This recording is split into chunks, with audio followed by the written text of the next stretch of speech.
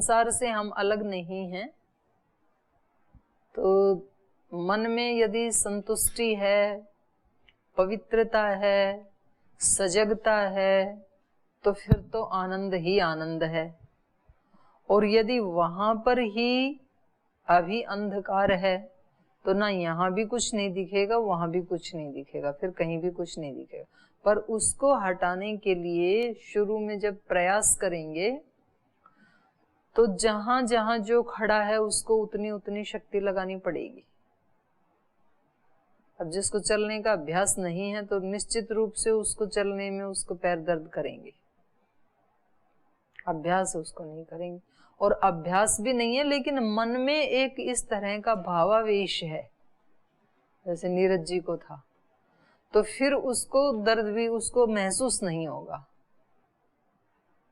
क्योंकि मन में उसका फोकस वो है ना, लक्ष्य। तो वो भूल जाता है पेन को। पेन तो होता है लेकिन पेन को वो अनुभव नहीं करता है, एहसास नहीं होता है। माँ को पेन तो होता है बच्चे को जन्म देने में, लेकिन बच्चे का चेहरा देख करके पेन को भूल जाती है। तो पेन गौण है उसके लिए। अगर वो पीड़ा का कैलकुलेशन करने लगे तो संसार में एक भी बच्चा पैदा ना हो। अगर माँ ये कैलकुलेशन करने लगे इतना कष्ट, फिर बच्चा छोड़ो, फिर तो कोई भी माँ बच्चा पैदा ना करे। लेकिन उसका फोकस कहाँ है? बालक पे है उसका, इसलिए वो सारी पीड़ाएं तो भूल ही जाती है। तो ऐसे साधक का जो गोल है, हमें क्या चाहिए, वो जितना स्पष्ट होगा, पीड़ाएं फिर गौण हो जाती हैं, पीड़ा लगती नहीं है। दूसरे व्यक्ति को तो लगे देखो कितना कष्ट उठा रहे हैं, वो कहता कष्ट कहाँ उठा रहा हूं, मैं तो आनंद उठा रहा हूं। उसको तो कष्ट लगता ही नहीं है, दूसरे को लगता है क्यों ये दुखी हो रहे हैं, फालतू परेशान हो रहे हैं। अब जिनकी व्रत उपवास करने में निष्ठा है, वो व्रत उपवास करते हैं, दूसरे कहते क्यों भूखे मर रहे हैं फालतू में, इतना अच्छा खाना खा क्यों नहीं लेते? वो कहते हैं हमें तो कष्ट हो ही नहीं रहा। तो कौन सा सही है उनमें से?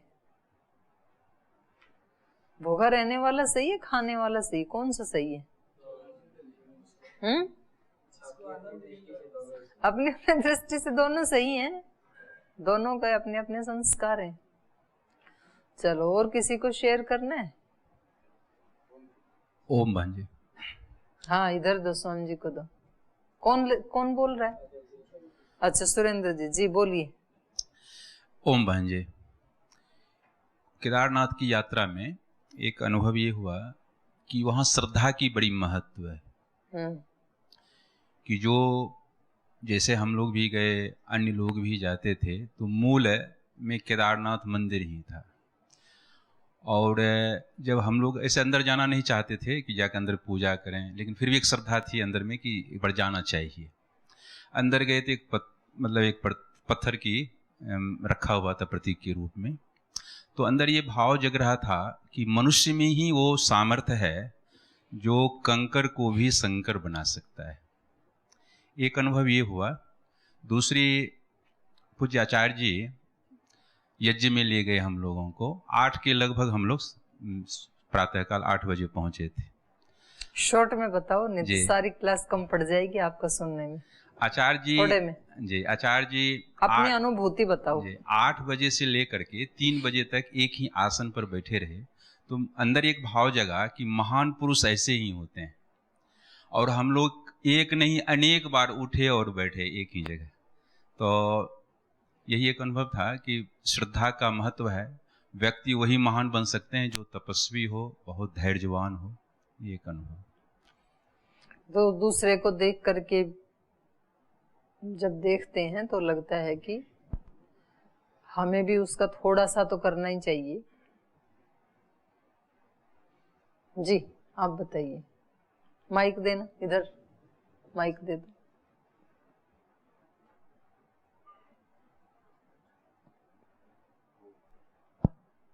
ओम दीदी प्रणाम जी। मेरा अनुभव यही है कि अपने अपने शरीर की क्षमता के हिसाब से तो कष्ट, पेन ये तो होता रहेगा।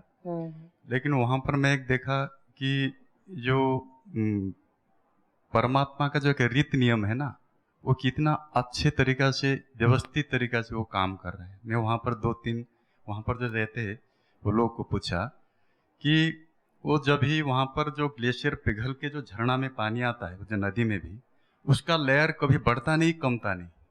जब भी धूप भी आता है उतना ही पानी आता है, और जब धूप भी नहीं आता है 1 महीना 2 महीना तक, उतना ही पानी आता है। मतलब परमात्मा का जो व्यवस्थित है, जितने संसार के लिए चाहिए वो किसी ना किसी माध्यम से वो दे देता है। वो मुझे बहुत आश्चर्य लगा और एक नूतन अनुभूति हुआ है कि परमात्मा का जो रीति नियम है वो हमारे लिए कितना बड़ा आशीर्वाद रूप में काम करता है संसार में। यही अनुभूति हुआ है मुझे। जी जी, जितना चाहिए उतना देता है, ना कम होता है ना बढ़ता है, कभी नहीं बढ़ता है कि कभी भी कम नहीं होता है। हाँ, तो उसको ये इक्वेशन सारे जीवन के ऊपर भी तो लागू होगी ना फिर। हाँ, जो वहाँ है कि जितना आवश्यक है उतना भगवान दे रहा है। हाँ, तो ये अपने पूरे जीवन पे भी तो लागू करना है इसी इक्वेशन को। हाँ, तो इसलिए फिर समझदार तो चुप ही रहता। अपने लिए जो बहुत आवश्यक है वो सब हमें दिया है ईश्वर ने। तो आप ये नहीं कह सकते कि जी मेरे पास इतने सामर्थ्य कहाँ है जो मैं योगी बनूं, मैं कोई संत थोड़े ही हूँ, मैं कोई महात्मा थोड़े ही हूँ, मैं कोई ऋषि थोड़े ही हूँ। क्योंकि ऋषियों को जो कुछ मिला वो आपको भी तो मिला हुआ है ना, तो उससे कुछ भी कम नहीं है। तो हम ये नहीं कह सकते हैं कि जी हम कोई ऋषि थोड़े ही हैं जो हम एक दिन भी नियमों को मिस ना करें। तो क्यों नहीं है, आप भी हैं, वही हैं। तो जितना भगवान को देना चाहिए था उसमें कोई कमी नहीं है, पूरा दिया हुआ है। वो बहुत बड़ा आश्चर्य लगा मुझे। तो उससे क्या खत्म होता है फिर? हमें जो जरूरत थी वो सब मिला हुआ है, ऐसा सोचने से क्या खत्म होता है? तृष्णा। हाँ, तृष्णा खत्म होती है। और क्या खत्म होता है? लोभ। लोभ भी नहीं होता है ना। और क्या खत्म होता है? द्वेष भी खत्म होता है। द्वेष भी नहीं होगा। और क्या खत्म होगा? हाँ,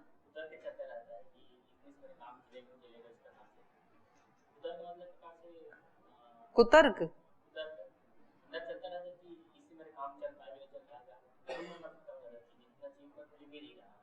हाँ, तो शिकायत खत्म हो जाएगी ना। जो ब्लेम करने का एक संस्कार है सब आत्माओं के अंदर है, हम तुरंत ब्लेम करते हैं किसी दूसरे को। ऐसा क्यों हुआ? क्योंकि ऐसा हुआ। तो ये जो शिकायत वाला भाव है ये खत्म हो जाता है अंदर से। मेरे पास वो सब कुछ पर्याप्त है, खूब है। और कभी भी हमें मतलब जाएं कहीं भी, किसी भी स्थान पे, केदारनाथ ही नहीं, किसी भी स्थान पे जाएं तो वहां से कुछ ना कुछ लेके आना, नहीं तो इतना सारा पुरुषार्थ वेस्ट हो जाएगा, कुछ भी नहीं लाएंगे तो। और यहाँ रह गए तो अपने मन में कमी महसूस नहीं होने देना, इन दोनों का बैलेंस। नहीं तो यहाँ रह गए वो परेशान, हम जा नहीं पाए, हम रोगी थे इसलिए हमें छोड़ गए, हम नए नए आए थे इसलिए हमें छोड़ गए, वो तो यहाँ परेशान है। और जो चले गए वो वहां परेशान है, अरे वहां रहते आराम से, क्या यहाँ इतना। विपिन जी खुश हो रहे, यही तो बादल देखने थे, यही पहाड़ देखना था, वहीं ठीक थे, कहाँ झंझट में पड़ गए। तो दोनों परेशान हो रहे हैं, तो कहीं ना कहीं दोनों ही त्रुटि में है। तो दोनों को अपना ठीक करना है और किसी को बताना है।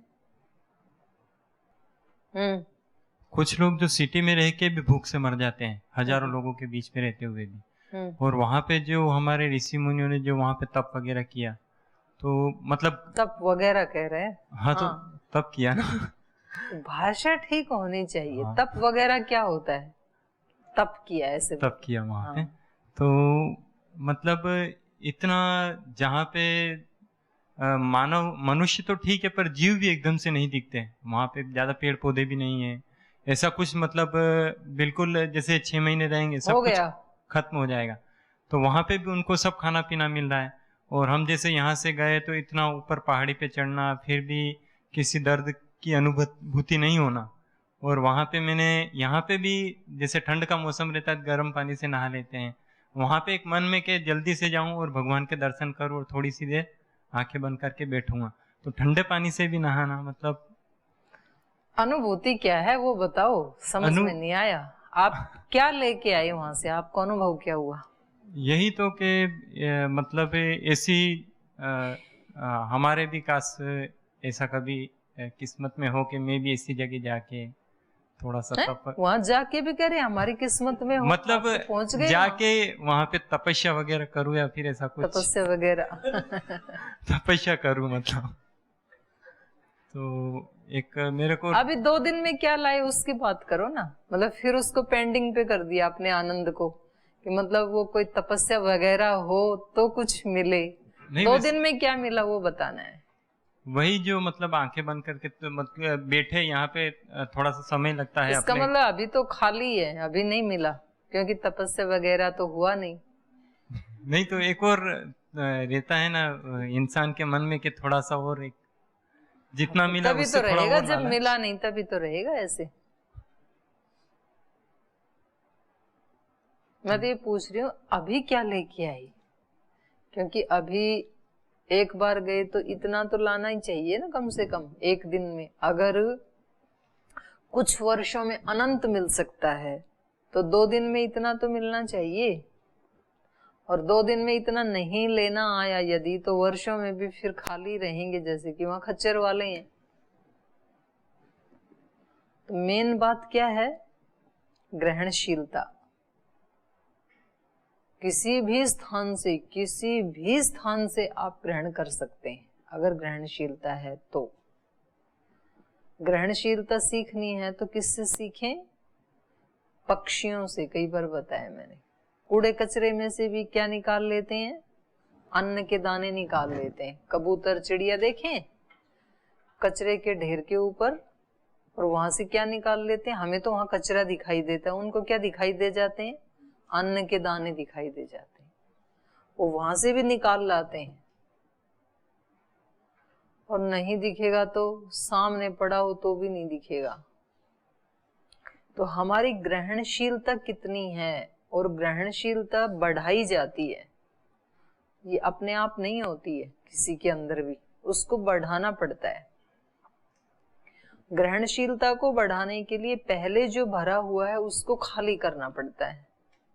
पहले तो कूड़ा कचरा भरा पड़ा है, कूड़ा कचरा पहले खाली हो तो अंदर कोई अच्छी चीज जाने के लिए स्पेस बने, नहीं तो स्पेस ही नहीं है। कंप्यूटर में यदि आपका पूरा मेमोरी कार्ड भरा हुआ है तो अब आप कितनी भी बढ़िया से बढ़िया कोई भजन, कोई किसी का प्रवचन डाउनलोड कर सकते हैं क्या? नहीं कर सकते। उसको डाउनलोड करने के लिए क्या करना पड़ेगा? पहले स्पेस बनाना पड़ेगा, वहां पे पहले वाले को डिलीट करना पड़ेगा।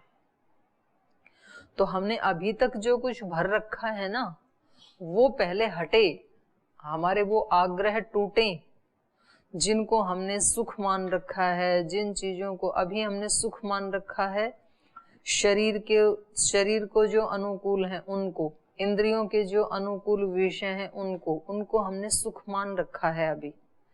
तो ये हमारी धारणा टूटे किसी तरह से कि ये अंतिम सुख नहीं है। तो कहाँ है वो? तब खोज शुरू हो, और खोज शुरू हो तो वो तो तैयारी है। खोजने वाले को सब कुछ मिलता है। सकल पदार्थ हैं जग माही, कर्महीन नर पावत नहीं। सब कुछ है, पास ही है, लेकिन मिलेगा किसको? जो कर्म करेगा, जो कर्मशील होगा, जो वैसा करेगा। और कर्म भी फिर हमारा, मैंने बताया हमारे जो 2 मन है, चेतन और अवचेतन। अवचेतन में अगर हमने पहुंचा दिया अपने लक्ष्य को तो फिर वो हमारे से करवाएगा। जितना स्पष्टता से आप अवचेतन मन में अपने लक्ष्य को पहुंचा देंगे तो समझ लो आपने 70% काम कर दिया। फिर आगे का 30% बचा है, और वो तो वो खुद करवाएगा, फिर आपको नहीं करना, फिर होगा आपके माध्यम से वो। मैंने कई बार उदाहरण दिया ना साइकिल चलाने का, तो शुरू में जब चलाना सीखे तो कितना कंसंट्रेशन करना पड़ता है, पूरा का पूरा अस्तित्व ही हैंडल के ऊपर ही टिक जाता है। वो व्यक्ति ना इधर देखता है ना उधर देखता है, फिर भी कितना डगमगाता है, लेकिन लक्ष्य क्या है? साइकिल सीखनी है। और कई बार गिरता भी है, हाथ पैर भी तुड़वाता है, लहूलुहान भी होता है, फिर उठ के चल पड़ता है। वो ये नहीं कहता भाई एक बार गिर गए तो अभी अपने बस का नहीं है, ये साइकिल तो चल ही नहीं सकती है, कैसे चलेगी ये? वो बार बार उसको करता है और फिर वही साइकिल चलाना उस व्यक्ति के लिए कैसे हो जाता है?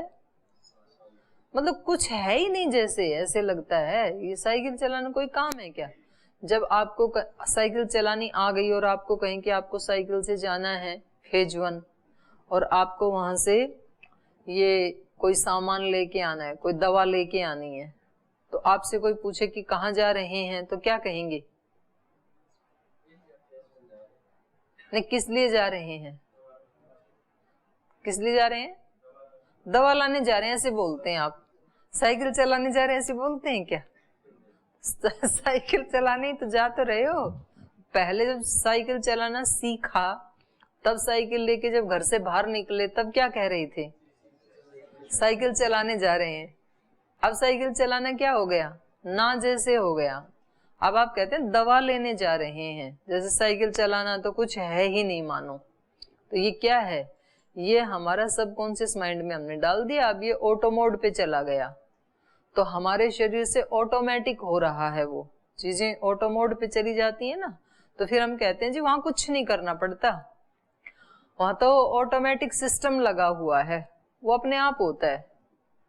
एयरपोर्ट आदि पे जाएंगे तो वो दरवाजों में वो लगा रखा है ऑटो सिस्टम, तो कोई आएगा तो खुल जाएंगे, सेंसर लगा रखे हैं, नहीं आएगा तो बंद हो जाएंगे अपने आप ही। तो बोल जो कुछ नहीं करना, वहां दरवाजा धकेलना भी नहीं है, वहां पे अपने आप खुल जाते हैं। तो ऐसे हमारे अस्तित्व में भी कुछ क्रियाएं तो अभी भी हो रही हैं। अभी पलक झपका रहे हैं, श्वास ले रहे हैं, तो आप कर रहे हैं क्या उसके लिए कोई पुरुषार्थ, कोई प्रयास? कुछ भी नहीं कर रहे, अपने आप हो रहा है। लेकिन अपने आप तो कोई भी काम होता नहीं है इस सृष्टि में, तो कौन कर रहा है? ये हमारा अवचेतन मन कर रहा है। तो जो आप रात को मंत्र बोलते हैं ना, दूरंगमम ज्योतिषाम ज्योतिरेकम, ये संबोधन इस चेतन मन के लिए नहीं किया जा रहा है। चेतन मन तो सो जाने वाला है। अब ध्यान देना इस बात को, बिल्कुल नई बात बता रही हूं आपको। नहीं तो हम इसी मन के लिए प्रार्थना करते हैं। वो प्रार्थना जो वेद मंत्र है वो इस कॉन्शियस माइंड के लिए नहीं है। उसकी गति कैसी है? प्रकाश से भी कई गुना तेज है, बहुत ही तेज गति है अवचेतन मन की। और वो कैसा है? ज्योतिषाम ज्योतिरेकम, सूर्य चंद्र से भी बढ़कर के ज्योति है उसकी, अवचेतन मन की। उसके लिए प्रार्थना की जा रही है वहां पर। या जाग्रतो दूरम उदयति दैवम तदु सुप्तस्य, वो ही काम करता है सोते हुए, ये नहीं करता है कॉन्शियस। ज्यादा से ज्यादा ये स्वप्न अवस्था में करता है, वो भी आधा अधूरा। गाढ़ निद्रा में तो ये करता ही नहीं है। गाढ़ निद्रा में वो ही काम करता है। और जो संकल्प आप लेके सो रहे हैं, सोते समय आपने जो विचार, जो शब्द बोले हैं, वो फिर अवचेतन में घुस जाते हैं। और उसको आप कह रहे हैं कि वो मेरा अवचेतन मन कैसा हो? शिव संकल्प वाला हो। क्योंकि एक बार शिव संकल्प मैंने उसके अंदर यदि घुसा दिया तो जीवन कैसा होने वाला है मेरा? शिवत्व से युक्त होने वाला है। उसमें कोई एक चीज चली गई ना तो वो वैसा होकर के ही रहेगी, कोई टाल नहीं सकता, उसको रोक नहीं सकता है, कोई हटा नहीं सकता है। इसलिए उसमें शिव संकल्प डाला जाता है प्रयास करके सोते समय। वह मेरा मन, उसमें क्या है? यस्मिन ऋचः साम यजुंसि, सारा ज्ञान विज्ञान सारा किसमें है? उसमें है। इसमें तो थोड़ा सा है, 2-4%, वो भी प्रयास करके लाया जाता है। बाकी सारा चारों वेदों का ज्ञान, अनंत ज्ञान, वो सब कहाँ है? वो अवचेतन में है। बहुत बड़ी शक्ति लेके बैठे हैं हम सब, और उसका मतलब कुछ लोगों को इस धरती के ऊपर मालूम पड़ जाता है अवचेतन मन से काम लेना, और वो फिर बड़े बड़े काम करके जाते हैं, वो ऋषि बन जाते हैं, वो साइंटिस्ट बन जाते हैं, वो है हम सबके पास। लेकिन हमारा 96-97% मन का भाग है। जैसे वो बर्फ का कोई वो उस पे डालते हैं ना पानी में, तो ऊपर 8-10% दिखता है, 90% तो दिखता ही नहीं है। तो ऐसे हमें हमारे उसका पता ही नहीं है। तो वो 6 मंत्र किसके लिए बोले जा रहे हैं? अवचेतन मन के लिए, जिसके बिना ये न मनीषिणो, क्या है दूसरा मंत्र? ये न कर्माण्यपसो मनीषिणो, जिस मन के द्वारा, जिसके द्वारा मतलब जिस अवचेतन के द्वारा, जो मनीषी हैं, जो विद्वान हैं, वो कर्म करते हैं।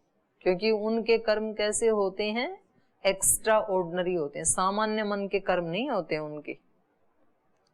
और ये सबके पास है, किसी को अष्टाध्यायी याद है या नहीं है, सबको पास है अवचेतन मन। ज्ञान एक बिल्कुल अलग चीज है और वो सबके पास है।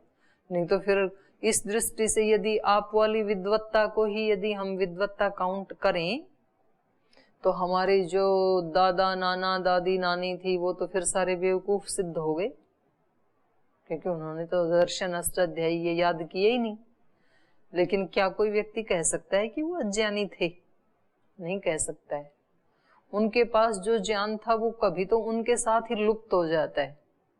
उनको कितनी जड़ी बूटियों का ज्ञान होता है, कितना जीवन का ज्ञान होता है, कहीं अपने अपने फील्ड के अनेक अनेक विषयों का ज्ञान होता है। आपको पता है पहले तो जो गांव में ऐसे होता था, किसी को पेट में दर्द हुआ और किसी ने आके कोई नस दबा दी, पेट दर्द ठीक। तो ये ज्ञान है। अभी उसके लिए फिर वो पॉइंट ढूंढो, एक्यूप्रेशर करो, मशीन लाओ, फिर वो फिजियोथेरेपी में जाओ, उसके नए नए नाम बना दिए अभी। तो ये ज्ञान एक बिल्कुल अलग चीज है, और उसके लिए प्रार्थना की जा रही है रात को सोते समय, अवचेतन मन के लिए। तो जब आप रात को प्रार्थना करते हो तो बहुत एकाग्र होकर के करना प्रार्थना।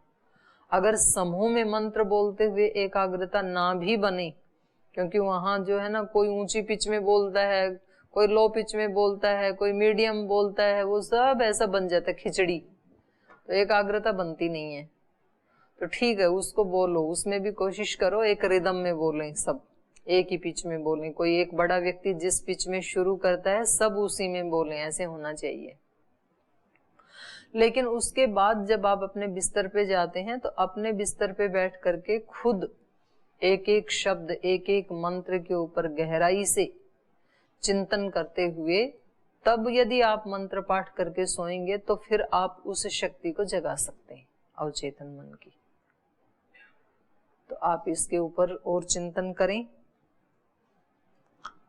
और ये जो है आज का तो हो गया समय, और आपके 2 दिन हमने अनुभव सुन लिए हैं। अब कल हम इस 17वें अध्याय को फिर शुरू करेंगे। आज तो यहीं विराम देते हैं पाठ को, समय हो गया। शेष कल चर्चा करेंगे।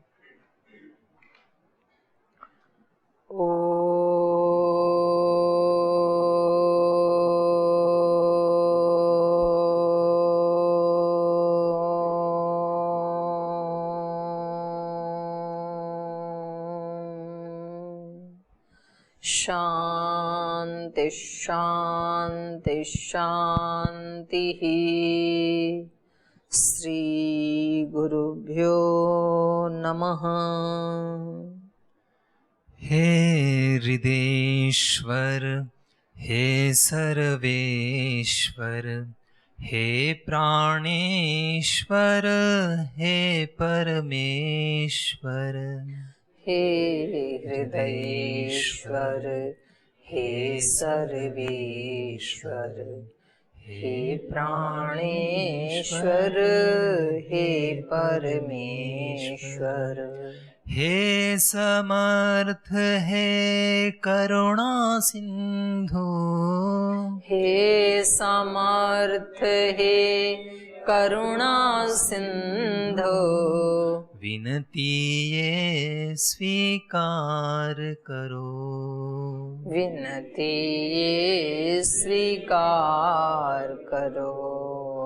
भूल दिखा कर उसे मिटा कर, भूल दिखा कर उसे मिटा कर, अपना प्रेम प्रदान करो, अपना प्रेम प्रदान करो।